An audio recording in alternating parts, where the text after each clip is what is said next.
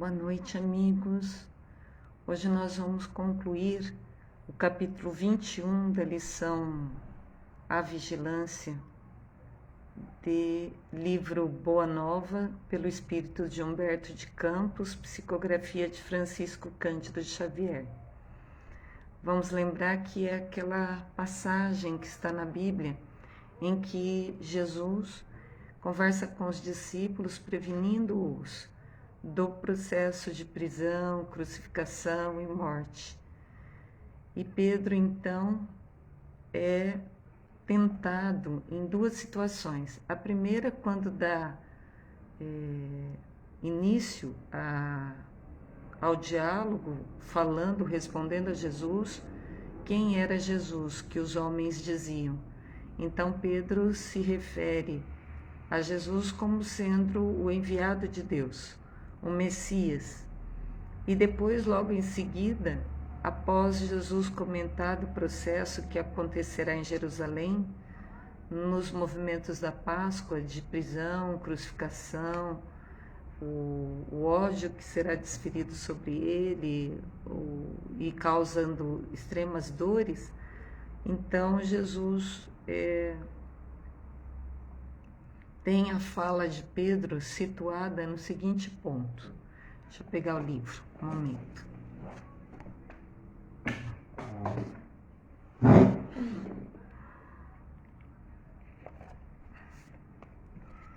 No dia seguinte, então, ao diálogo de Jesus, em que Pedro teve aquela fala tão feliz a respeito do Cristo, e depois a fala infeliz, em que Pedro disse a Jesus: Mestre, convém não exagerardes as vossas palavras, não podemos acreditar que tereis que sofrer semelhantes martírios. E aí complementa: onde estaria Deus com a justiça dos céus? Os fatos que nos deixais entrever viriam demonstrar que o Pai não é tão justo. Olha só, as dúvidas de Pedro. Aí Pedro retira essas palavras, exclamou Jesus com serenidade enérgica. Quereis também tentar-me, como os adversários do Evangelho? Será que também tu não me entendes, compreendendo somente as coisas dos homens, longe das revelações de Deus? Aparta-te de mim, pois, nesse instante, pois falas pelo espírito do mal. E verificando que o pescador se emocionara até as lágrimas, o mestre preparou-se para retirar e disse aos companheiros: se alguém quiser vir após mim, renuncie a si mesmo, tome a sua cruz e siga os meus passos. Ou seja, no dia seguinte, então, a pequena comunidade se punha a caminho, vivamente impressionada com as revelações da véspera. Simão Pedro seguia humilde e cabisbaixo. Não conseguia compreender por que motivo fora Jesus tão severo para com ele. Em verdade, ponderara melhor suas expressões irrefletidas e reconhecera que o mestre lhe perdoara, pois observava que eram sinceros os sorrisos e o olhar compassivo que o envolvia numa alegria nova. Aqui é um ponto muito interessante. Nós, humanos comuns, quando repreendemos ou chamamos a atenção de um irmão nosso de caminhada evolutiva, ficamos magoados, ficamos insensíveis ao sofrimento do outro pelo que causamos. Agora, o Mestre Jesus, quando tinha que chamar a atenção com energia serena, que é um detalhe muito interessante, porque nós também, quando chamamos atenção, nos agastamos, exageramos nas falas ou até mesmo gritamos. Mas quando Jesus vai chamar a atenção por algo que deve ser demonstrado, que é uma atitude, um pensar, um sentir refletidamente, ele chama a atenção de uma forma enérgica, mas serena, sem se agastar. E depois que passa o fato, não fica ruminando aquelas ideias, não fica expressando aquele movimento de chamar a atenção. Porque o que vale é o aprendizado e não o desgaste e não o chamar a atenção como se fosse algo como um troféu, que às vezes a gente se vê querendo que o outro erre para que possamos chamá-lo a atenção. Ou seja, muitas vezes nós queremos ter razão, em vez de sermos felizes e aceitemos e acatemos as lições do alto. Em verdade, o Simão Pedro já tinha ponderado melhor as expressões, mas mesmo assim o velho discípulo aproximou-se novamente de Jesus e interrogou: Mestre, por que razão mandastes eu retirar as palavras que vos demonstrei o meu zelo de discípulo sincero? Olha só, muitas vezes erramos achando que está certo. Muitas vezes achamos que estamos zelando pelas outras pessoas. Vamos ver como é isso para um Cristo. Continua Simão Pedro. Alguns minutos antes, havia afirmado que eu trazia aos companheiros a inspiração de Deus. Por que motivo, logo após, me designais como intérprete dos inimigos da luz? Aí Jesus então esclarece, aumentando o campo de consciência de Pedro e de nós outros. Simão, respondeu Jesus bondosamente, ainda não aprendestes toda a extensão da necessidade da vigilância. A criatura na terra precisa aproveitar todas as oportunidades de iluminação interior em sua marcha para Deus. Então, todas as oportunidades de iluminação interior. Então, não é só apenas distinguir o certo, o errado, o bom do mal, mas o distinguir o que é mais útil, o que é mais certo, do que é menos correto, do que é menos útil. Então, é isso que Jesus está falando, uma necessidade de vigilância. Mas vigilância aqui. A criatura na terra precisa aproveitar todas as oportunidades de iluminação interior em sua marcha para Deus. Vigia o teu espírito ao longo do caminho. Basta um pensamento de amor para que te leves aos céus, mas na jornada do mundo também basta, às vezes, uma palavra fútil ou uma consideração menos digna para que a alma do homem seja conduzida ao campo do estacionamento e do desespero das trevas, por sua própria imprevidência. Nesse terreno, Pedro, o discípulo do Evangelho, terá sempre imenso trabalho a realizar, porque pelo reino de Deus é preciso resistir às tentações dos entes mais amados na terra, aos quais, embora ocupassem o nosso coração, ainda não podem entender as conquistas santificantes dos céus.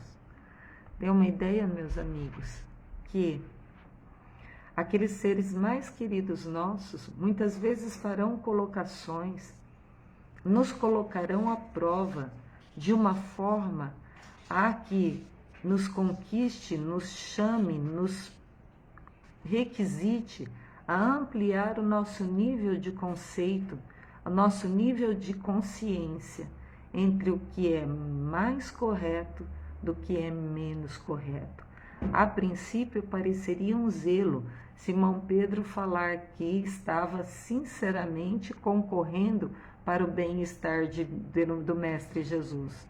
Mas, na verdade, Simão Pedro estava colocando à prova a misericórdia divina, quando disse assim: onde estaria Deus com a sua justiça dos céus? Os fatos que o Senhor nos deixou entrever, que será preso, que receberá cuspes, que será coroado, que será forçado a tomar fel e vinagre, que essas coisas não mostram que Pai Celestial é justo.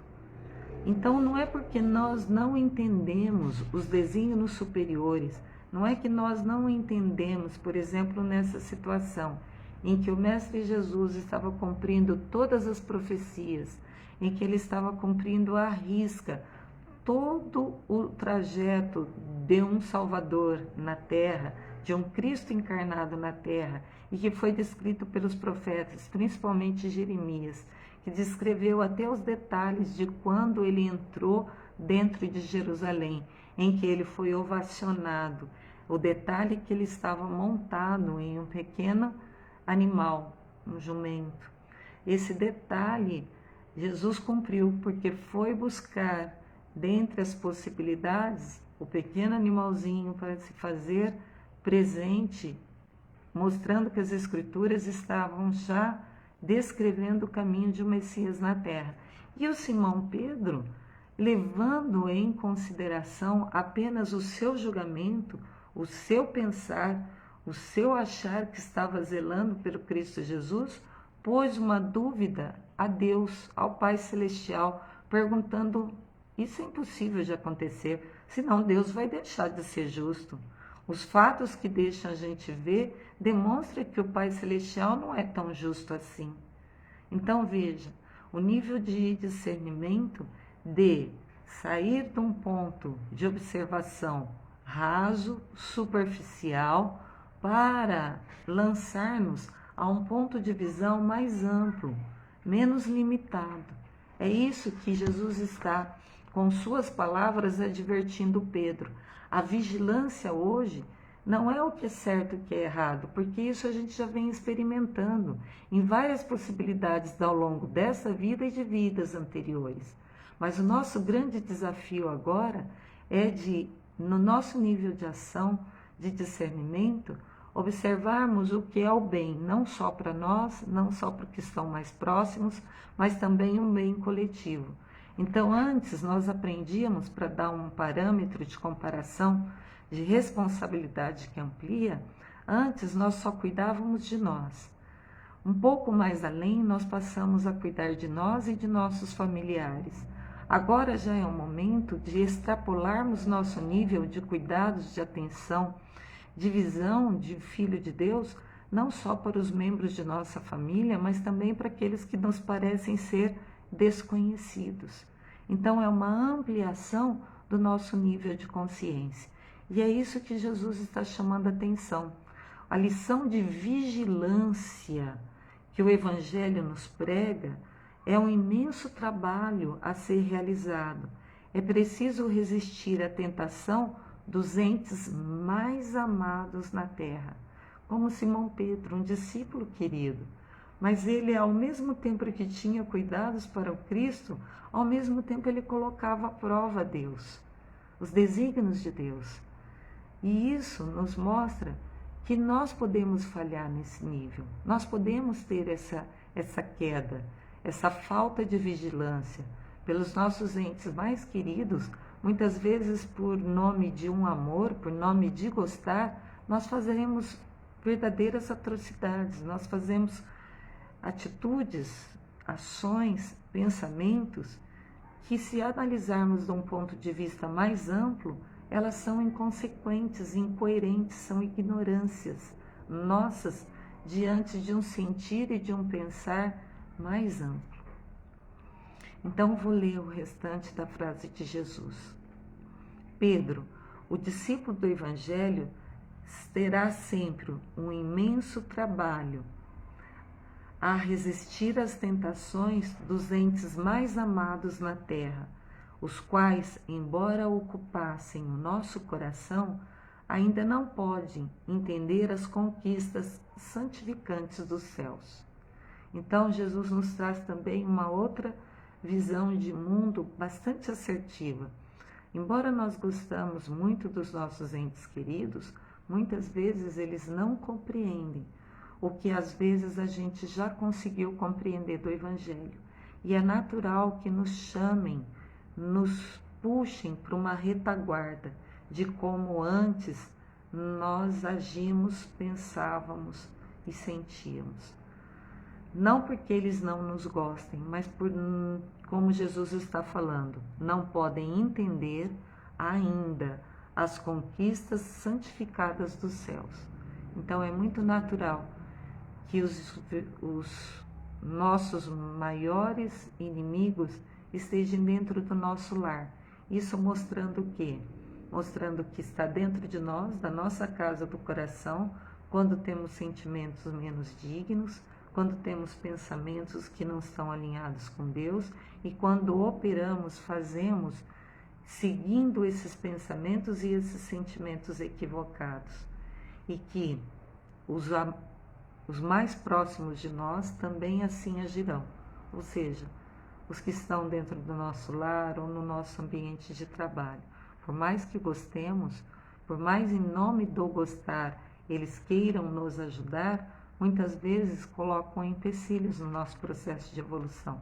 E, portanto, devemos observar também se nós não promovemos esses tipos de escândalo por aqueles que estão mais próximos de nós, se nós não fazemos exigências descabidas, escândalos maiores do que a gente está acostumado a fazer, em nome do gostar, em nome do querer. Então, a lição de vigilância que o capítulo 21 do Boa Nova está nos trazendo é a vigilância para aqueles que agem, que estão mais próximos de nós.